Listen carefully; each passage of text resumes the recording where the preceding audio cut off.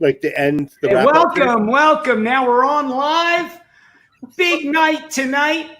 We're telling stories, and I have two great storytellers with me. I have Chuck Batchelor, longtime coach of the Bluefish up in Attleboro, right on the border of Rhode Island and Massachusetts, with arguably Massachusetts' most famous citizen, Elizabeth Beisel, right on the border of Rhode Island and Massachusetts. So I'm very excited to have you boys and girls with me tonight. Telling stories has always been a big part of any swim coach's career. And for me, being a swim coach and a storyteller, learning from the best, I decided, I said, well, last week we had on people from the 70s. Let me get, the modern day, like, what if I could get the captain of the Olympic team of the last U.S. Olympic team? Oh, wait, she was a 3-time Olympian. Oh, and she was a Gator. And speaking of Gators, we have Gator connections. So Elizabeth Beisel. Well, welcome to the story. Thank you for having me. I'm so excited to be here. Good. And Chuck Batchelor, we're going to start with you, my young friend, because I know you have that COVID beard going, in the hair going, and you're still up there in the confines. And we loved watching the cooking show. And Elizabeth, all of your shows, your 5 or 6 that you already had on, and we're going to get to all that. But Chuck, I'd like you to welcome our viewers in. Tell us a little bit about what's going on up there in New England. Is anything kind of opening up lately? I'd like you to welcome our viewers Sid, I'm having some major technical difficulty here. Up there in New England. Is anything kind of opening up lately? I hear you speak, and then I hear everything else continue to speak over and over again. I don't know what to do to fix it. Turn off your volume. Are there 2 computers on? Do you have a second one, or your phone on? Okay, we'll start with you, Elizabeth. Chuck will work on that. Great. Tell a story about Chuck and his technological expertise. How about when you first met Chuck? How did you come into contact with Coach Batchelor? So Chuck and I met we met multiple times before he started coaching me. Growing up in New England, kind of the same like Florida swimming. It's such a small community. Everybody knows everybody. So I knew of Chuck. I knew that he coached this amazing team in New England. And then he came and bought what was then Magnus Aquatic Group / Attleboro Bluefish, which then Chuck bought and named Bluefish Swim Club. And so he basically took over as like the national coach. So I went in to swim under him, and it was like a little bit rocky at first because I was obsessed with doing warm-up and workouts before we actually got to the workout. And Chuck kind of just liked to get into things. So Chuck and I had like a little bit of a rocky start, but obviously that blew over within a few weeks because we absolutely fell in love with working together.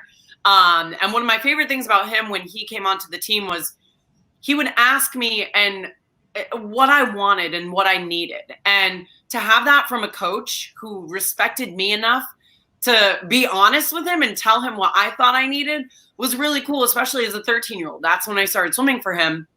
And within the year that Chuck bought the team, in 1 year, I made the first national team that I ever made as a 13-year-old. I was second place in the Turner Backstroke at the 2006 Nationals, which sounds like a million years ago because it was.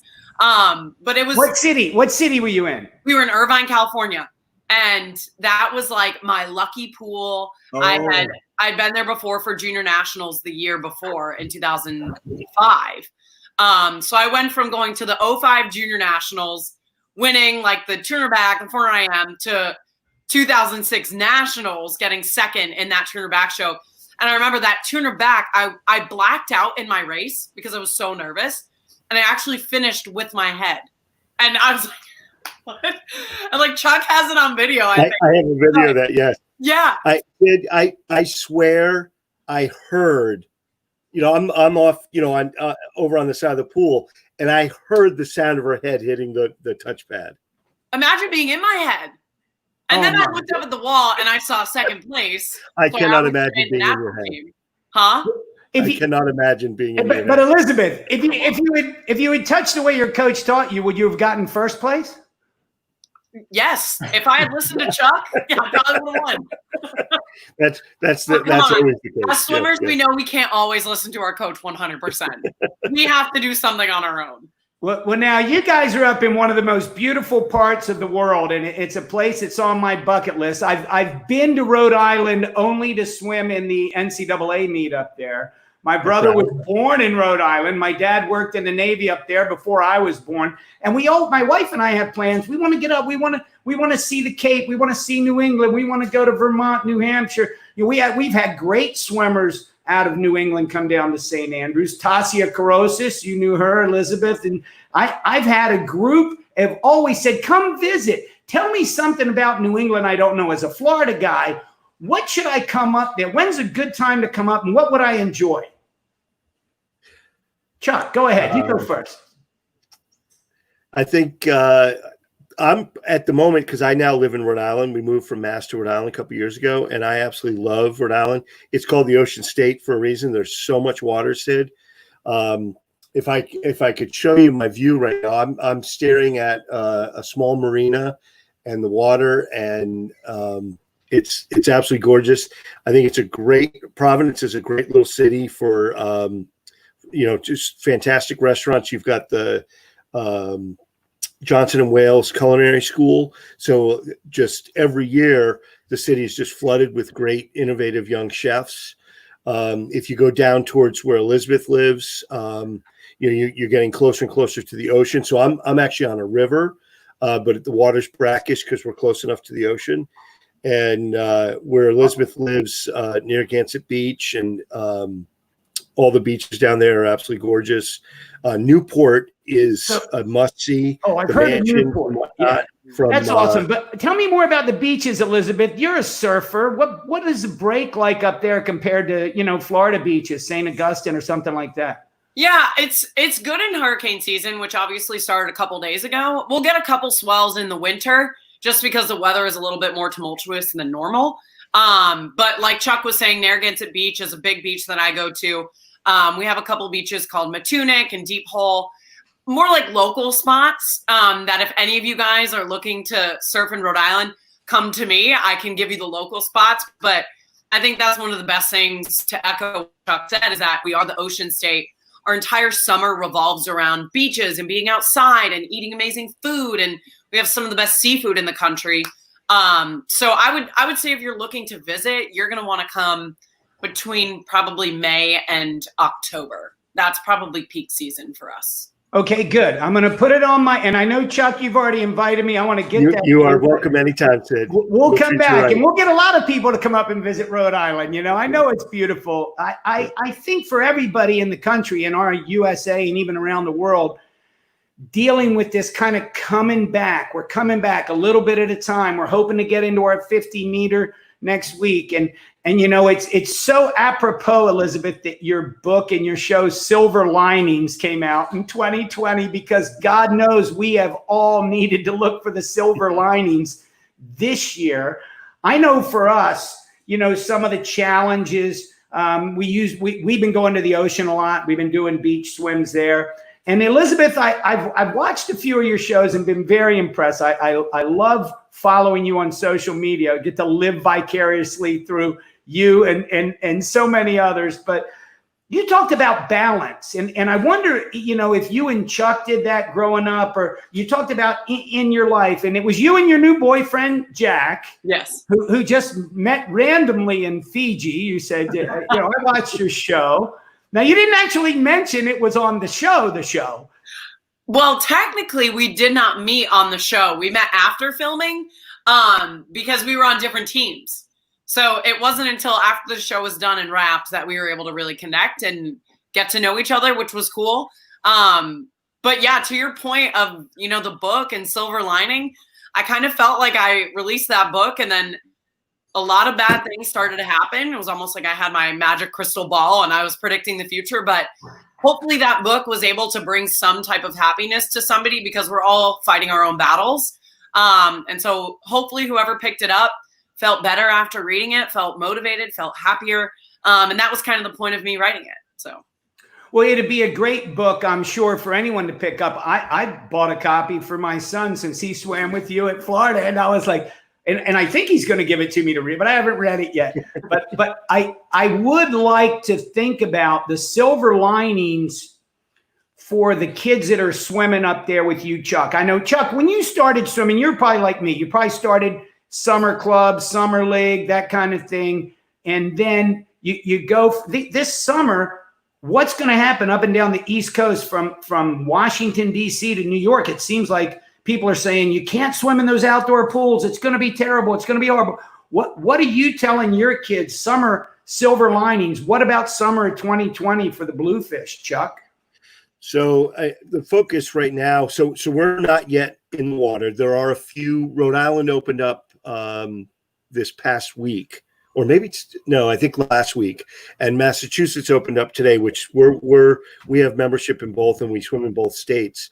We're hoping to get in the water start of next week. We've been doing the Zoom dryland and Zoom conversations and stuff. But so for me, every obstacle does create a silver lining, and it in essence it forces us to be more creative. And by no means am I happy or glad that all this has happened. But I also know myself and I know humanity, and it's going to force us to be better and more creative. And, I have a reputation of being a volume guy and a yardage guy. And so, but we're not going to have the time. I don't believe we will be in the water in the way that we were 3 months ago for quite some time, maybe 6 months from now, Sid. We're behind where you guys are. We're starting out. One kid a lane. We'll probably be swimming for about an hour to try to cycle everybody through. We're either in a 4-lane or a 6-lane pool, 25 yards. For me, the focus is going to be on technique, because if we can't get our technique right under me watching 4 kids at a time for an hour, then we've really got a problem. But I'm excited for this kind of challenge, and I think the athletes will be as well. And I've tried to get across to them that it's going to be as hard. It's just going to be different hard, and their focus is going to have to be on point, but it's going to be for less time a day. So right. We'll all see. I think we're going to learn some stuff. Oh, yeah. One of the things I'm afraid to learn is that maybe we don't have to swim as much as we used to. Oh, boy. Elizabeth, how would you feel about that? I'm just sad I'm not swimming right now to learn that lesson. Right. To be honest, though, I personally and mentally wouldn't have been the swimmer without the volume. I was somebody that needed to step up behind the blocks knowing that I could do a 10K race or 44 400s the day before Thanksgiving. I kind of needed that, and I thrived off of that. So I think this would actually be pretty detrimental to my mental sanity when it came to me racing a 400 IM if I were still an athlete right now. Well, that's where coaching comes in. Exactly. And considering Elizabeth for years, for 3 different Olympiads, and even before that, you're one of the world's greatest 400 individual medley swimmers. Now, I was blessed to swim for Bob Matson, and Chuck knows a lot about Mid-Atlantic coaches and the guys down there. And Bob was a maniac when it came to the 400 IM. He had a girl in the 70s, Jenny Franks, set the American record 2 weeks after her mom passed at Dallas in the short course yard pool, 1974 Nationals. She was not even consoles in the summer before. It was her first time in finals at Nationals. And she had one of those breakthrough performances. And that summer of 74, she went to Concord, California, and went first woman under 5 minutes for the USA when she went 4:53.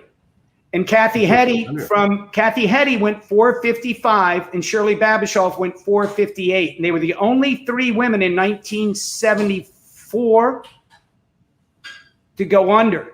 And they all broke the American record. And then her time, that might have been 75 when she set the Kansas City. But at any rate, I watched Matson coach these IMers. I was one of them. We did crazy stuff, but he had Schaefer Henry, Ralph Barrick, some intense medley swimmers. But I know you swam for Chuck and then made the transition to what we hear down here in Florida, you know, some pretty crazy stories. And I want to hear some stories about Greg Troy's IM training and what Chuck did to prepare you for that and what the difference was and what the similarities were. And then I want to come back to Chuck. And I know you and Greg always seem to have a great relationship on deck where you can talk about how club coaches and college coaches can make it work. Yeah, Karina, Kathy, Jersey girl. Go ahead. Go ahead, Beisel. Tell us how the IM training went from high school to college and more on that. Yeah, I would say, honestly, the IM training with Chuck was harder. We would be doing 400 IMs day after day after day in practice, whereas with Troy, we typically had a free IM set a couple times a week. But I think with Troy, he actually took Chuck's set. So my transition from high school IM training to college was seamless because I was doing the same sets. And I think that was one of the luckiest things that could have happened to me because I had so much trust in Chuck and what Chuck was doing with me worked. And I'm not really great with change. And Troy recognized that and was willing to really make Chuck, myself, and him almost like a triangle relationship where we were in constant communication at all times. And, you know, Chuck basically started the back strap. You know, that like tube thing that you wrap around your ankle? He was the pioneer for that, at least up here. And then Troy implemented that once I got there. So I was really fortunate that Troy and Chuck had the relationship that they did because otherwise I don't think my transition would have been easy at all. What do you say on that, Chuck? Well, I think the world of Greg and, Greg and I had, I was on staff for the Pan Pacs summer of 2009, I think it was. And Greg was as well. And we had those like 2 weeks where, at that point, Elizabeth had already committed and she was headed to Florida the next year. And so we had that time, all the downtime, we just shared and talked about Elizabeth basically and life and other stuff. And while we had a relationship before that, that was really now, and you asked, what about, club coaches and college coaches, how do you make it work kind of thing? Obviously, not everyone has that opportunity, but that really was just an awesome, awesome time that I think ultimately Elizabeth benefited from it. But, real simply, Sid, and I'm sure you, look at this the same way. I mean, when a kid graduates from Bluefish, I want nothing more than for them to be successful. And that's regardless of where they go. And so all I want to do is help that college coach and that athlete be successful. And wherever it is, I want their whole team to be successful because the athlete that I coached is now a part of that team. And obviously, I think that the college coaches want the club coaches to continue to be successful and maybe send them more kids. But I think, unfortunately, sometimes club coaches and college coaches maybe forget that. I mean, we're all busy. There's it's not always easy to just pick up the phone. But I think if we all just always remember, ultimately, if I have a kid go off wherever and they're successful, that's good for me. That's a plus. That's good for Bluefish. That's good for everybody. And that's what I always want. And so in the process, when Elizabeth was in high school and one of the best swimmers in the nation, certainly, and you could have gone to almost any school you chose. What was it the determining factor why the Gators won you out? Yeah, and I think Chuck played the biggest role in my decision aside from myself. We narrowed it down to 3 schools to look at, which was Florida, Texas, and California, Cal Berkeley. And Florida ultimately won out because I was very comfortable with Greg Troy. I had worked with him on previous national team trips. I was going to be training with one of the best trainers in the country with Teresa Crippen. And she was somebody where I was a good trainer. She was a great trainer. I was going to be with Ryan Lochte, who he and I swim the same events. And academically, it fit all of the needs that I wanted. It was a top 10 journalism school, and I already knew that I wanted that to happen. So it was kind of like all the stars aligned. And obviously, I took into great consideration what Chuck was telling me as well. And I think just overall, I felt the most comfortable going to Florida and knowing that Troy and Chuck would have that open line of communication that I could also be added into and taken away from if need be. But it was, I mean, if I could do it all over again, it would be Florida every single time. Well, here's what I remember of you as I think, you know, it jogs my memory, the bumping your head out at Irvine, because I remember Chuck and I knew you coming up through those age group meets, juniors and that kind of thing. And when you went to Florida, I was like, all right, good. We got Beisel down here. But it was your mother, Joni, who I mean, when you were very young, and like you said, you got second at nationals in 2006. And then in 2008, you made the Olympic team. I mean, you had jumped, you know, from juniors, boom, boom, boom. And that transition, you were, I believe, the youngest girl on that team. And I was there in my role as chairman of the open water. The very first Olympic open water was Beijing, and it was your very first Olympics. And I had known your mother for several years. She did a lot of the officiating at Fort Lauderdale. Everybody in Florida loves Joni. you know, like forget Chachi. Florida loves Joni. The USA loves her. Everybody loves Joni. You know, and so she is.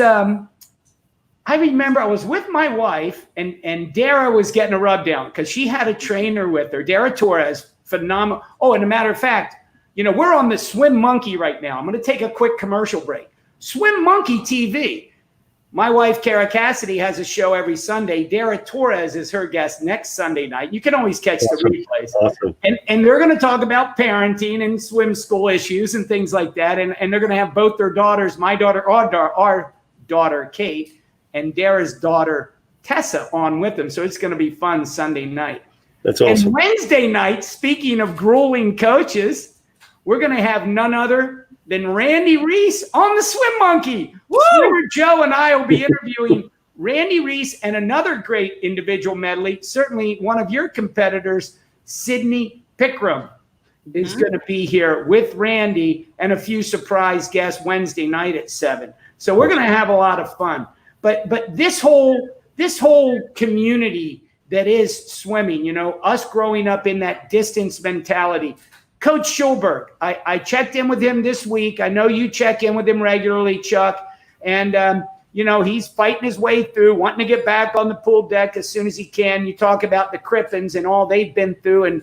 And God knows, you know, Matson, Schulberg, you know, Batchelor, the kind of coaches that you grew up with, Elizabeth, lent something to this idea that swimming is the world's most grueling sport. And now we flip-flop into 2020 where, you know, it still needs to be grueling. And I mean, I think there's no way. I saw Stéphane Lecotte, great champion Frenchman, and runs the open water for France. Those guys around the world are still grinding from what I hear. And I know there's different ways to slide things in. But I want to know a little bit, Chuck, in the future, if we look at anyone who's swimming in the next year's Olympics, and then they've got to turn around. We're so used to all this quad thinking. Right. What do you do all of a sudden having 5 years and then switching down to 3 from a coach's perspective, Chuck? I mean, that's a good question. I've always operated on year to year rather than necessarily quad, especially, you know, club coaching, where it's really rare to have the ability to work with an athlete like Elizabeth. Well, that in and of itself, but to work with Elizabeth for 5 consecutive years. So in Elizabeth's case, we really could, you know, she made the Olympics in 2008, but then I wasn't with her. You know, her first year at Florida was when 2012 came, but we set up those first 3 years. But, you know, now that there's going to be a 3rd year or only 3 years, but also depending on where you live in the world and depending on what your situation is, I think most people will not be able to do things the way we've done it in the past. So, you know, I don't have an answer for that. I think it's going to be different. I think we may end up seeing some of the people that maybe were not as successful be more successful, and some of the people that were more successful not be as successful unless they're able to really adapt to whatever it is that they're faced with. I think that I know in my case, what we do out of the pool is going to have an even bigger impact because at least for a while, we're not, there is not enough time in the day to get 40 people enough, what I would consider to be enough swimming time when there's 4 lanes and you can only have 1 person per lane. Now that's going to loosen up, and then we might have 2 people in a lane and we might have 3, but it's still going to be a while till we're back to where we can, pound out 3 hours of swimming. So what we do outside the pool is going to be crucial.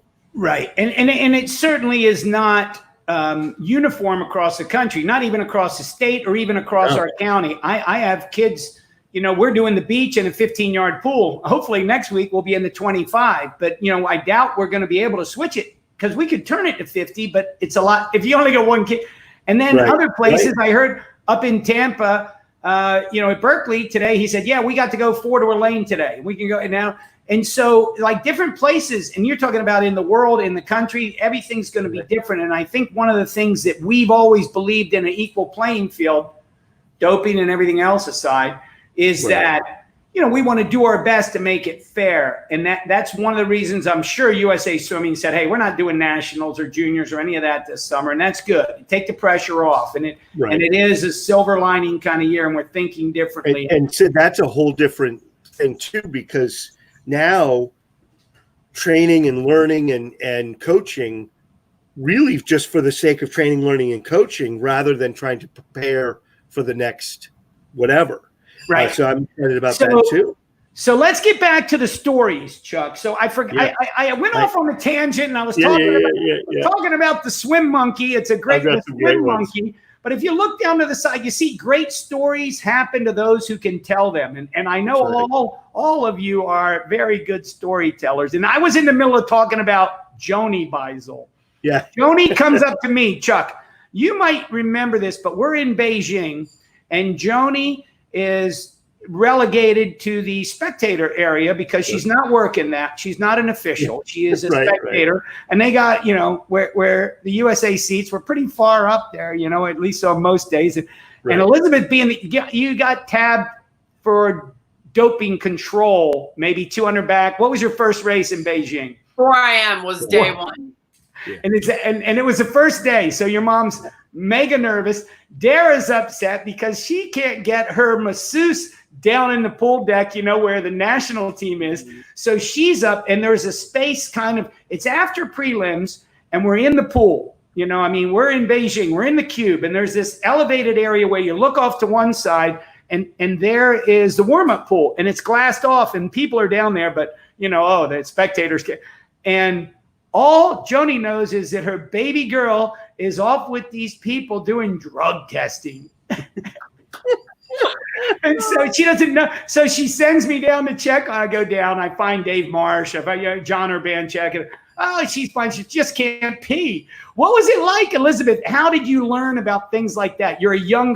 Tell me something. Tell me a story from Beijing that you remember. Oof.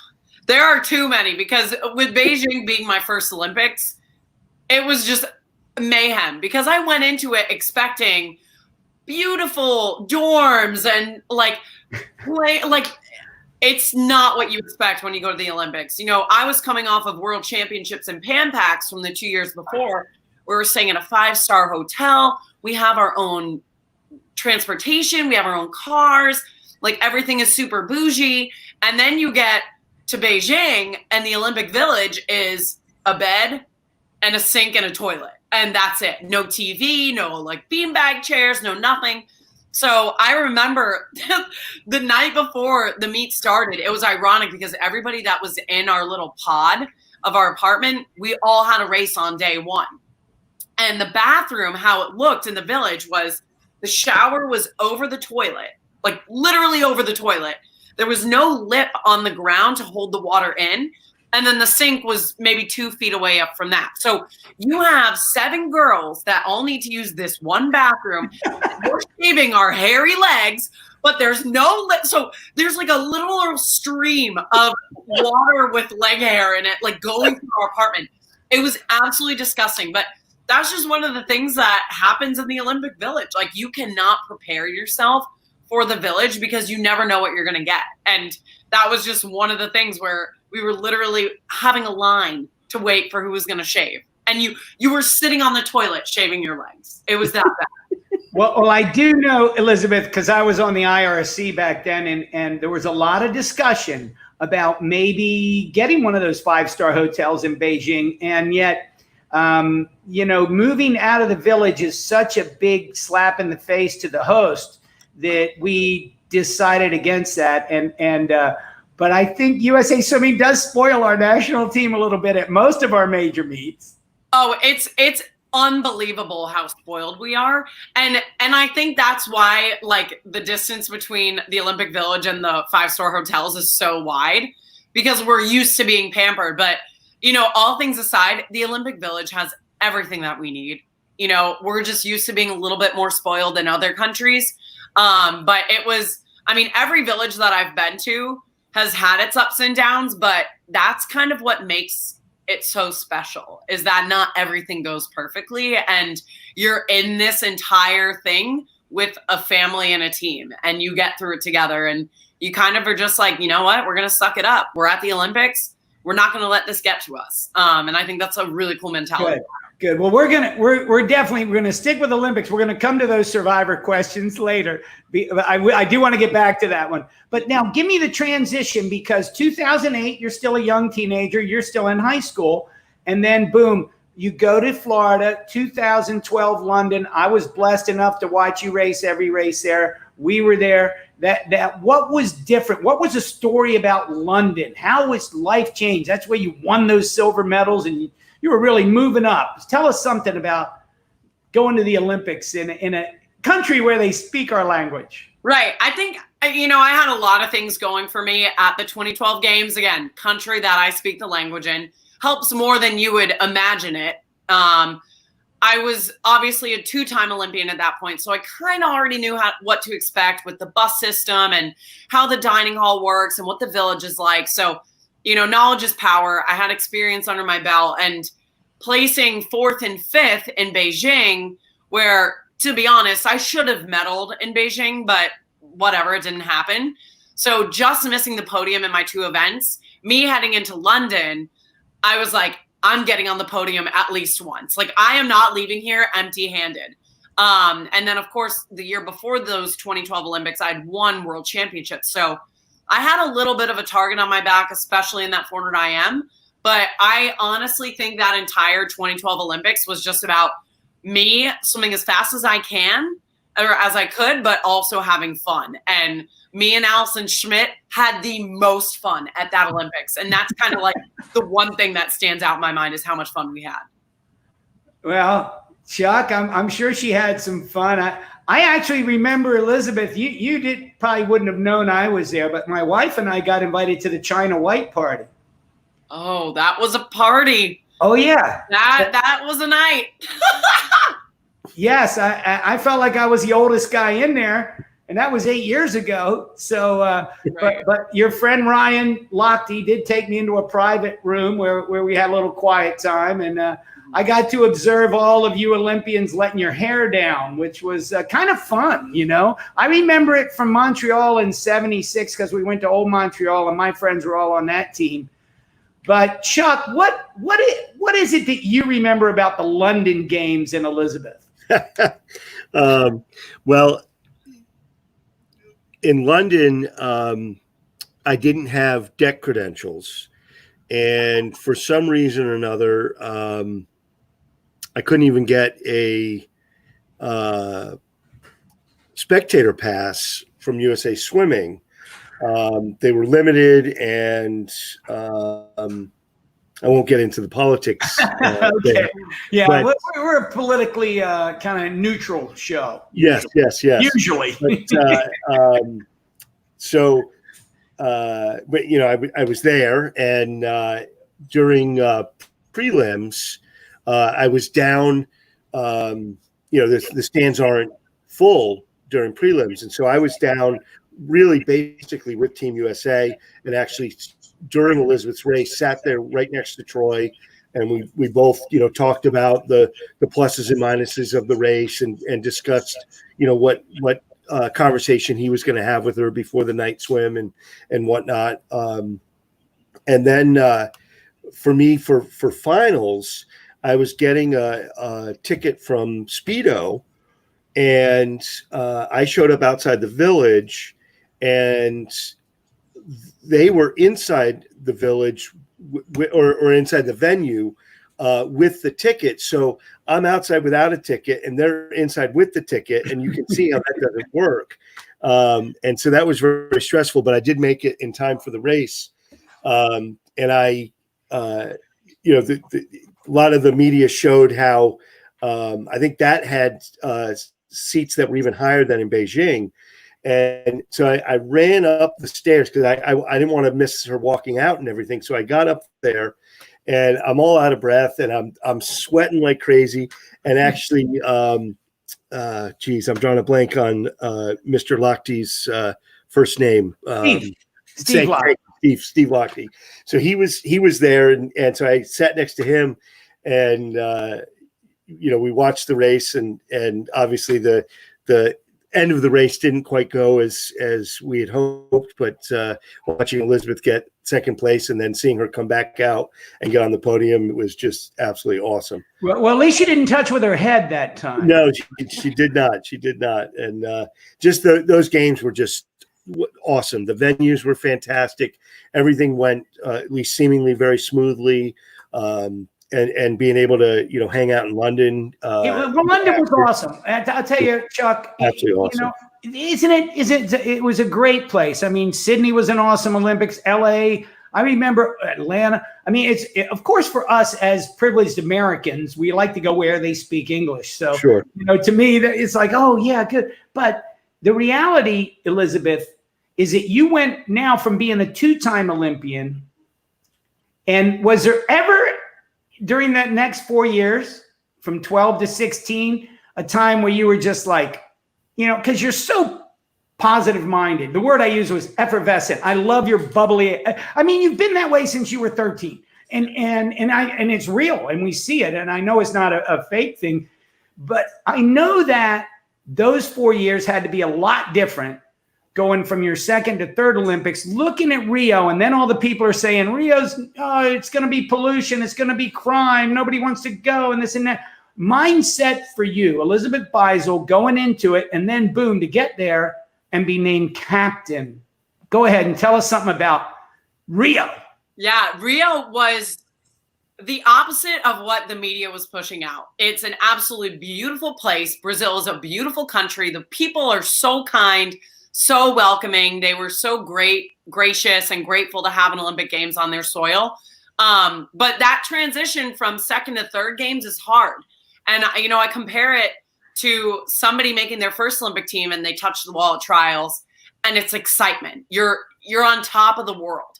Then you watch the veteran right next to them who's touching for their third Olympics, and it's just like, oh my God, relief. Like, I've done it. Okay, like, let's just go to the Olympics. And that was kind of me, where if you make it once, you should do it twice. If you make it twice, you should do it 3 times. So there was a little bit of added pressure going into those third games. And, especially because I was swimming very well the few months right up until trials. And then a lot of stuff happened, and obviously didn't have the greatest Olympics of my life in Rio. But I think what saved me was being captain, because, I swam that 400 IM day 1, and then I was done. I had no other events. I was chilling the rest of those Olympics. And so the fact that I was captain and I had a purpose and I could help everybody else win those medals that I didn't win made it all worth it, and it was so much fun to cheer people like Schmitty on and watch Kathleen Baker win her first medal and watch Katie Ledecky absolutely dominate, and Maya Dorado and all these incredible people. And for me to be the one kind of behind the scenes helping them out, really, really meant a lot to me. So, okay, so 2 questions, because I was lucky enough. Something to that? Go ahead, Chuck. So I'm not even sure if I've actually really said this to Elizabeth, but really one of my proudest moments of Elizabeth was in the Rio Games, because when I talked to Frank Bush, the national team director at the time, and some of the other coaches that were on staff, they all told me, without any solicitation, they all told me that half the U.S. medal count was because of Elizabeth and the way she kept everybody positive and kept everybody relaxed and having a good time and excited about what was happening. And I when they told me, I knew that was true, because that's what Elizabeth brings, and so that's pretty cool. It's incredibly cool, Elizabeth. And I mean, I was privileged because our seats for FINA were immediately adjacent to the prime seats where you guys would rotate through, and maybe every second or third night the Americans would sit there. And I remember watching you with the flag, rallying the troops, and you brought the basketball team. You had Kobe. I mean, what was it like bringing in, the current dream team and meeting guys like that? Oh, it was so cool. And that's one of the best things about our USA basketball team, is that for whatever reason, they love swimming at the Olympics. Back in 2008, they all came as well, in 2012. And so it was kind of cool, because I was dubbed the head cheerleader because I was done swimming. So it was all I had to do. So I was able to lead a ton of cheers with all of the basketball guys. And they're like looking to me, they're like, hey, what cheer should we do for this one? And I'm like, I don't know. Like, I have like LeBron James talking to me, and I'm like, I don't know. Like, I can't even form words. It was so cool too, because they have so much respect for us as swimmers, which means a lot to us, because we're not in the limelight like them. We don't get recognized for what we do. And so for them to come on their own will and sit with us and cheer for us, it really does bring just the volume up and the level of excitement up a million times. So Elizabeth, you're moving out of this Class B personality nationally to Class A. You're friends with LeBron, and you knew Kobe, and you have all these international experiences. You and your girl, Allison Schmidt, did you wish her happy birthday today? Of course I did. So her birthday was yesterday. She flew home today. She actually went home to Michigan for her birthday over the past weekend. And I'm actually thinking about going to visit her in a couple of weeks. Given the travel bans and stuff like that, I'm going to feel it out. But just do it. You know what? You're a healthy young woman. You're fine. So you're this woman of the world, as I see it, Chuck, and chime in whenever you want. You're now all of a sudden, you're not on the B list. You're like an A-list personality.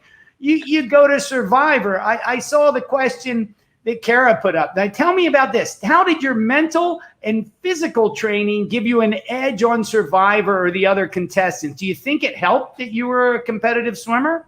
Yeah, absolutely. I think, just being competitive by nature helps you, especially when you're deprived of things that bring you comfort, like food, shelter, a pillow. It really just, it takes off your shell. And it forced you to really, oh my God, look at me.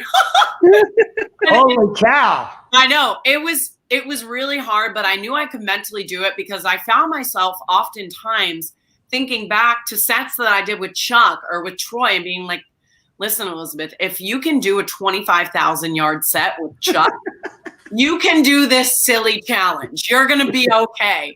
And I think that helped a ton, because swimmers by nature are one of the toughest breeds of athletes, if not the toughest. So I'm watching her on Survivor, right, getting angry, right? There's like a little swim thing, and of course they edit it and make it look close. And I'm like, why didn't she win by more? I'm like, I do not have power of the editing, unfortunately. But it was so cool. Like, obviously I met Jack on that. My boyfriend. Okay, now wait. Now, two things there. The power of the editing, which I studied communications in college, so I want to hear more about what really went on. Tell us one story about Survivor, some juicy story that nobody knows that, and then we'll talk about Jack. Give us a juicy story. I'm going to Well, there's first of all so many because it's a reality television show.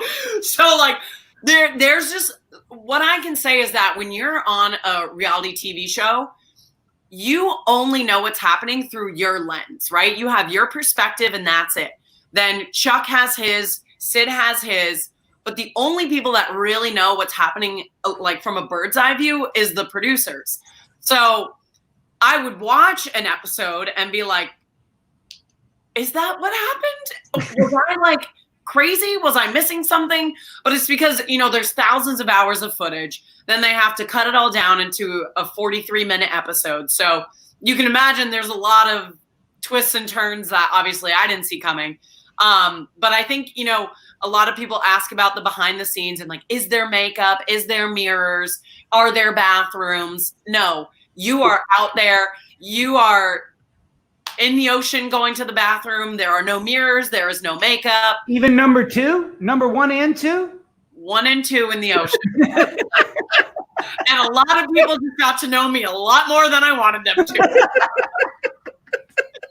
But it's like, it's one of those things where if you're deserted on an island, there's no bathroom to go to. So we are living on the land. And that was cool because I learned how to make fire. I built a shelter. I actually learned some very survival-ish skills. How many fires have you made since the show? 0. Not a single one. Not a single one.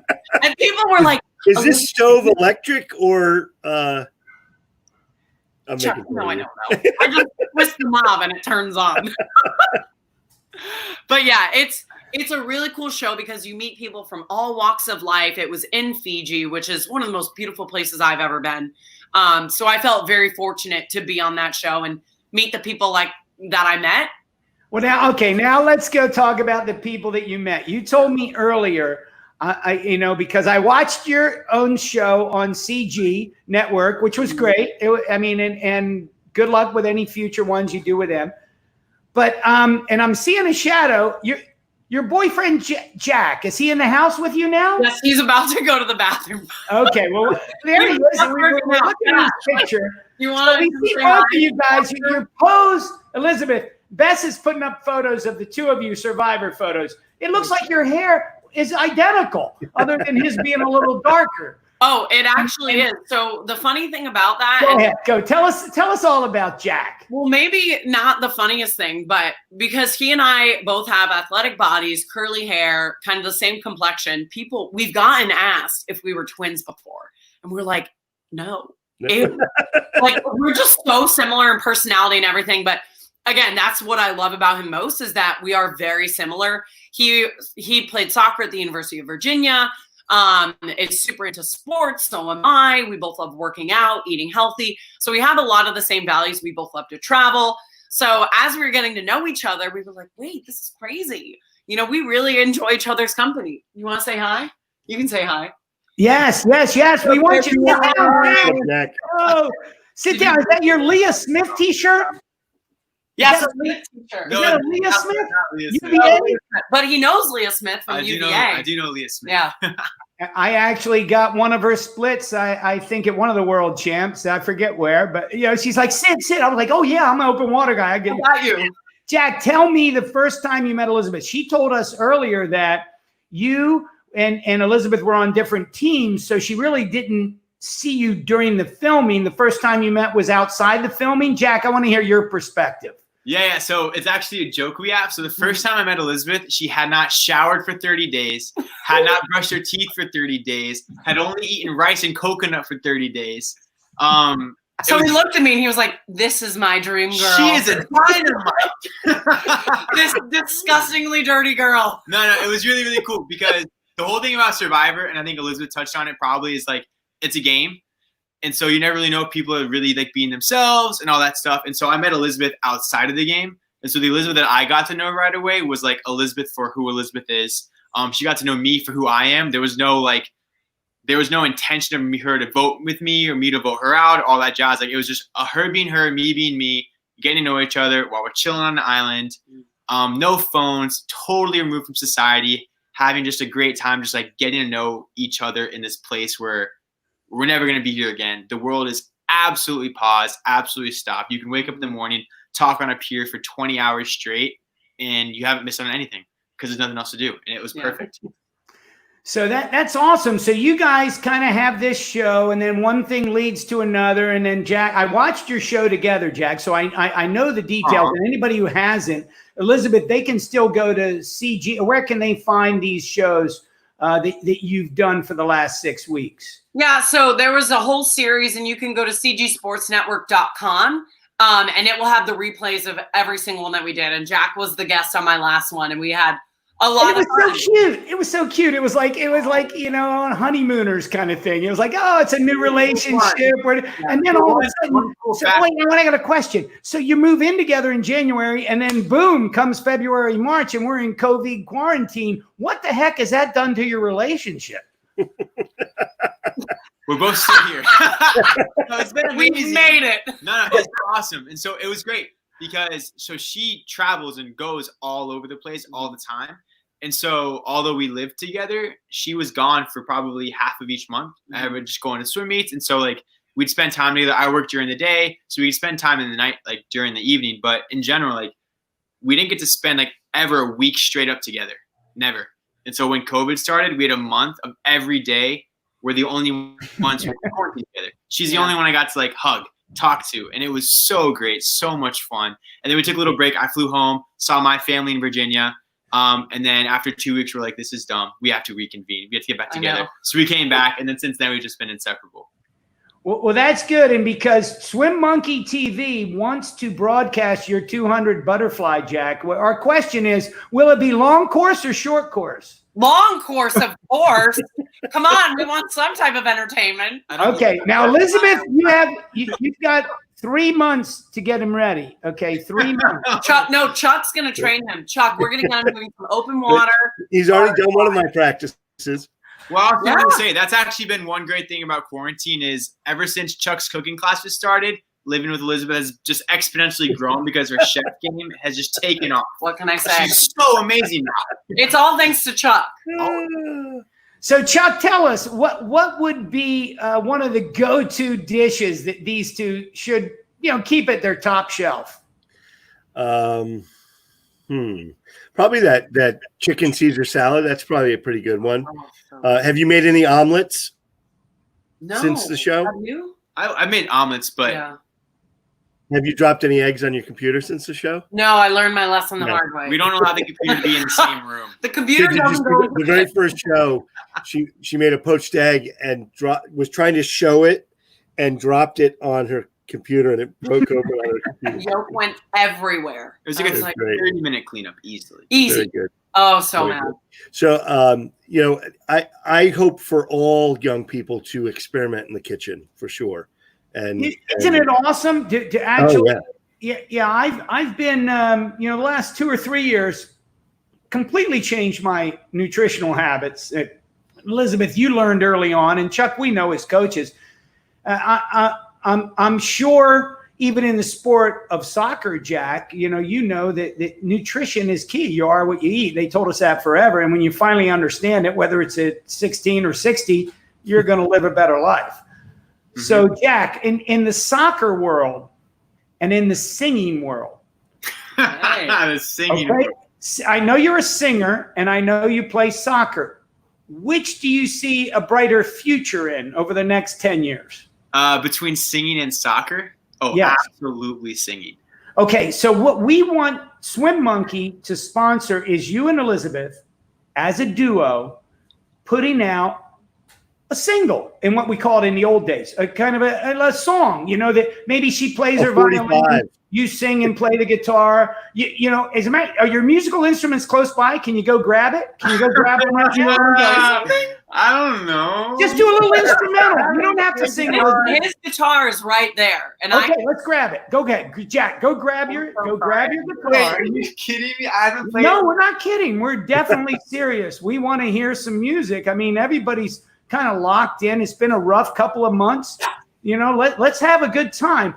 I have seen Elizabeth Beisel play the violin in some incredible. I've watched it mostly online, but I know I've seen you play live too, Elizabeth. You know who else?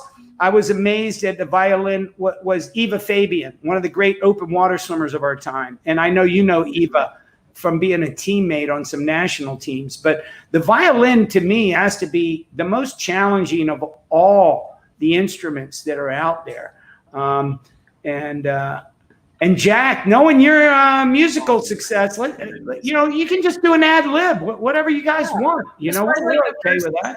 Bars of that song. All right. This is very nerve wracking. This came out of nowhere. I was just working out and I'm hopping into It's like going for a run, having to use the bathroom. It's okay. Just pretend you're playing to your girlfriend. Don't even think about The us. screen isn't even here.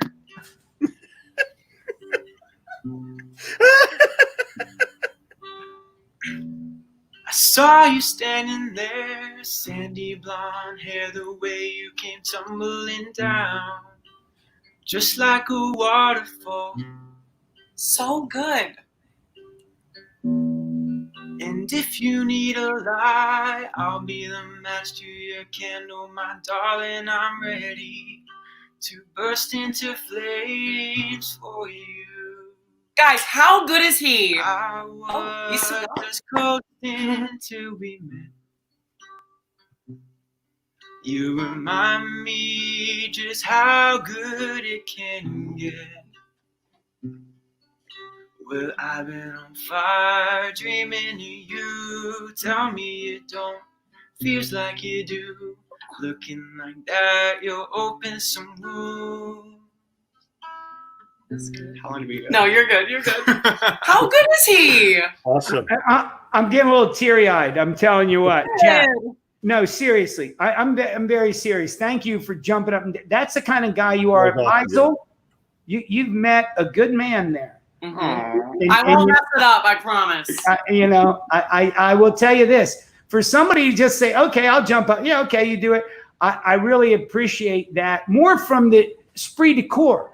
Because that's the kind of thing. Now, if we're going to look forward after getting beyond all of this COVID and certainly all the demonstrations of the past week and the horror of everything that's happened in America and around the world, but if we're going to be starting to think about the future, and I don't want to belabor the point. I feel very blessed to have entered into your home, Elizabeth and Jack, and your home, Christy, who's in the background, I know, and Chuck.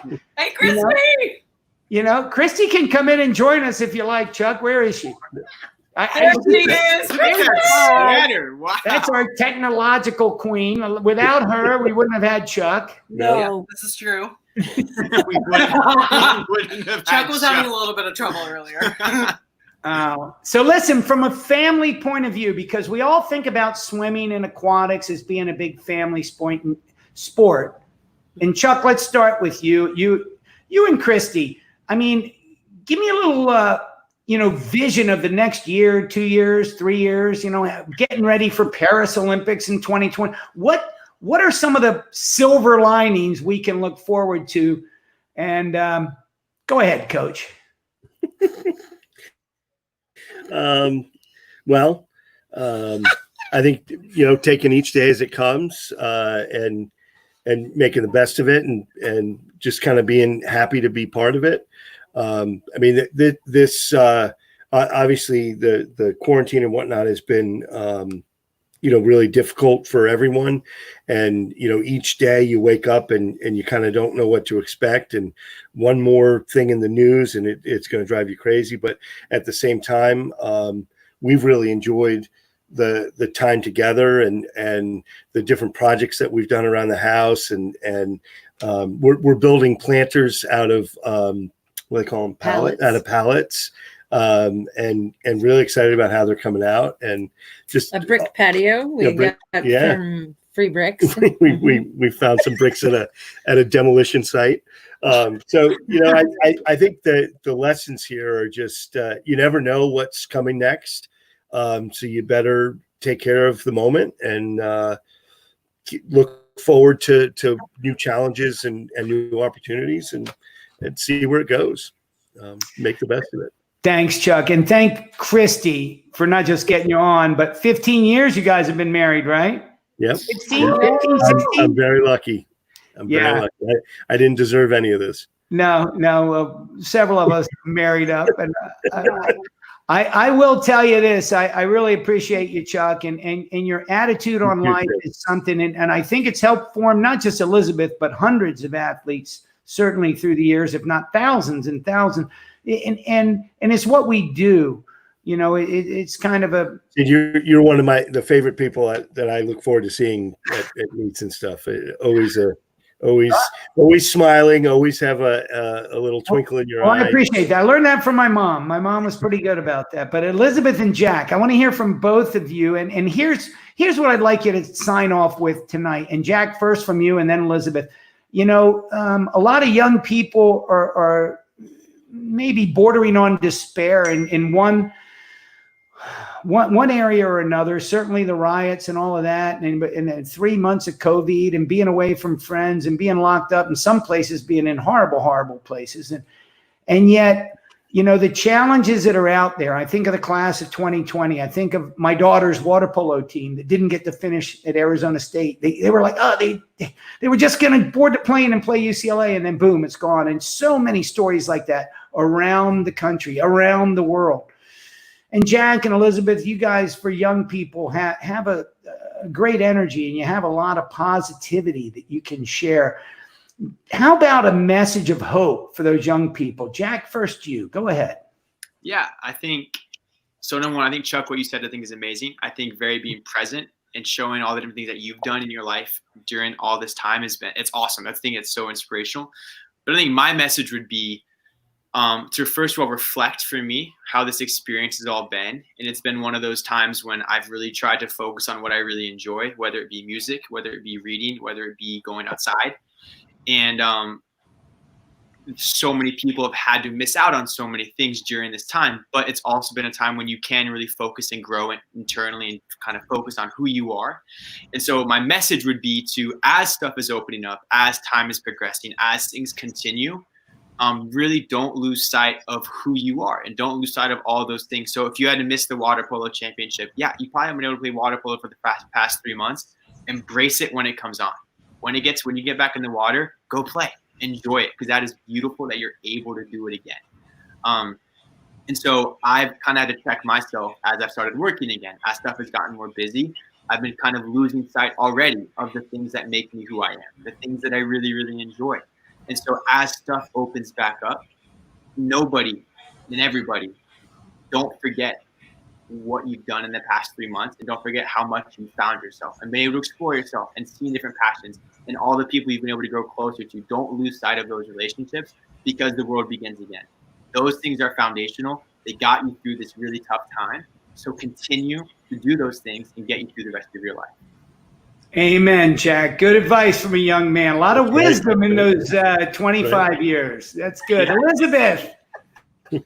I think, you know, one of the things that I'm taking away from over the past 3 months with COVID and stuff is a new perspective and feeling of appreciation for what we had before COVID hit. And it's just the little things. It's hanging out with friends. It's going over to Chuck and Christie's and having dinner. And, you know, having those simple things taken away from us was a wake-up call. And it made me really understand how much I value being with the people that I love most. And I was lucky enough to quarantine with him, and I at least had him, but, you know, my family and my closest friends. And, you know, aside from that, being able to lift all of those other people up and reaching out. And I think as a world, we're better when we're all together and we're lifting each other up. So I think if you can make a difference in this world, try to bring other people into that with you and make sure everybody's okay. Check in on each other. Because again, everybody's fighting a battle. You just don't know what that battle is. So I think a simple check-in, whether it's a handwritten letter or a text message or an email or a Facebook message, whatever it is, just really try to reach out to the people that you love most and just be a good person. Try to make this world a better place. And I think that's one thing that I've really learned that I would like to continue to do during this quarantine that I'll continue on later. Hey, Frank. Go ahead, Chuck. Just I was commenting on Frank's comment. Frank keeps commenting. You know, I want to thank all of you very much, and you bring great closure into this week for me, because every week I'm looking at a new challenge, and I see the love that goes on between swimmer and coach, between swimmer or young woman and new, friend, and I see the generations moving forward. This is a hell of a challenging time. This is not going to be easy, and the class of 2020 is going to remember this, whether they're getting out of junior high, high school, or college, doesn't matter. And I think overall, what we've been challenged with, we've met. And I think in a lot of ways, whether it's, the swimming international bodies or national bodies, and certainly the bodies of swimmers, mind, body, and spirit, people like you, Elizabeth, people like you, Jack, and lending good, positive vibes to the youngsters out there. Chuck, you and I and all the coaches in the nation are going to continue to do our best, but ultimately this year is going to be something that's going to be marked down, and nobody's ever going to know what the final product's going to be till maybe long after at least our generation, my generation, is gone. But I think there's a great sense of appreciation. And Elizabeth, going back to the theme that you orchestrated, the silver linings, not just about silver medals, but about the beautiful opportunities that are out there for people to be with their families, to have their kids around, to slow down a little bit. It's been a challenge. It's been different. And as we go forward, whether it's 3 years or 5 years between Olympiads, what really matters but family? So I want to thank you all for being here as part of our aquatic family. I want to thank my own family, my son Quinn over there, who's been kind of my in-house producer. We got my wife and daughter around the corner. But I think for all of us, we want to thank you guys for giving up your time tonight and sharing with us some stories, because stories are all we have. And it's a fun way to reminisce. So thank you. And we will be back again. We'll be back again on Wednesday night with Sydney Pickram and Coach Randy Reese. And then we'll follow through with a lot of great shows on the Swim Monkey. So thank you and good night.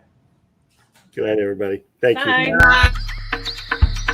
Join us on the Swim Monkey.